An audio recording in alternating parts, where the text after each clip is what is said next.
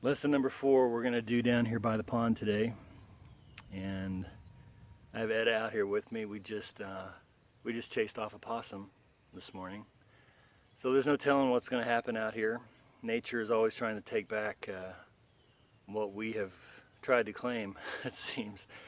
But you'll hear a bullfrog probably before our time's over this morning. And there he is.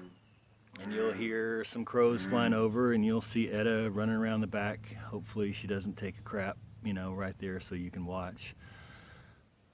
But I thought I would talk this morning about renovation, and it was one of the biggest things that we've ever been through, renovating this place. This is the house that Mary grew up in, and Mary and her family. And when we moved out here, our dream was to own this place. Our dream was to renovate it. And we had no idea how that was going to happen. But, 6 or 7 years into the car business, all of a sudden things were changing for me and for us. And we figured out a way to buy this from Mary's dad. And in March of 2013, the house became ours. And we started renovating. And you can see a lot of those videos as we posted them back in those days on the Shack Love or on the Skyline Shack Facebook page. But it was quite a deal. And we learned a lot through it. We learned a lot about ourselves, about our marriage, and it's fun to look back on those things. But renovation's hard and it's expensive, and it's when you start digging and picking on stuff, you start seeing that, wow, this is going to be more work than I thought. It's going to be more money than I thought it was going to be, and so we, went through all that. And a lot of you guys have done the same things before. But the most important thing that has to happen in order for renovation to take place, the most important thing is you have to be the owner. Because if you're not the owner and you're renovating something like this, man, what a waste, right? You're just fixing up someone else's investment. You're helping somebody else get their life together instead of your own. And I just think it's interesting that the same thing is true when we want to renovate our own lives. I mean, many of us, I think the reason why you watch this is because there's something that I'm saying that's resonating with you on an internal level that you're trying to change, maybe, that you're trying to be better at.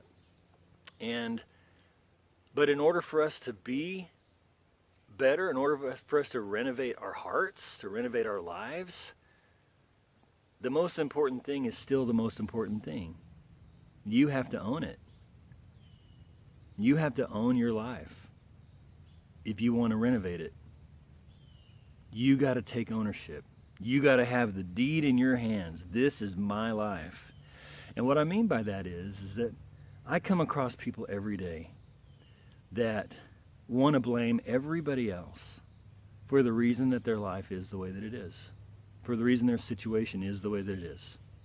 It's someone else's fault. It's someone else's responsibility. Somebody else did this, and now this is my life because of what someone else did. And we can all do that. If we take that perspective, every single one of us can look at our lives and go, man, the reason I'm here today is because of what someone else did. Someone else made this decision, or someone else put me in this place, or someone else did this to me, and now I'm dealing with the consequences because of it. We got to own our lives, friends. We have to take ownership of who we are and where we are in life. And that starts with stopping that kind of talk. It starts with us really looking at our lives and saying, you know what, I am here today because of me. And that's it. I am here today because I have attracted all this stuff in my life, good or bad. Wherever you are in life, that's where you are because of you. Not because of me, not because of any of your friends, anybody else. You are where you are in life because of you.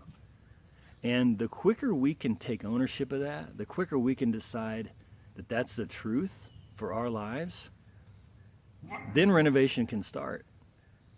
Then we can really start to be different people. Then we can really start to make some changes on the inside of us. But until that day happens, until the day happens when I decide and when you decide that you're going to take ownership of your life, then you're never going to see any real growth. you're never going to see your life change. You're never going to see any kind of improvement in your life, in your heart, in your relationships, in who you are and what you're wanting to be until you take ownership. There's no way we could have done this to this house if we weren't the owners. No way. And if there was a way, it would have been a waste. It would have been a complete waste because it wouldn't have been ours. So that's a simple lesson, right? I mean, that's not hard to learn, but it's hard to do. It's hard to take responsibility. And we have, I wonder if we have a higher expectation on our own kids sometimes, telling them to take responsibility for stuff that they've done, than we have with our own selves, with our own lives. Many of us today need to make the decision that this is my life. This is mine. Everything about it. I'm not going to blame anybody else. I'm not going to give anybody else the credit. I am where I am because of who I am. And so I want to encourage you with that today.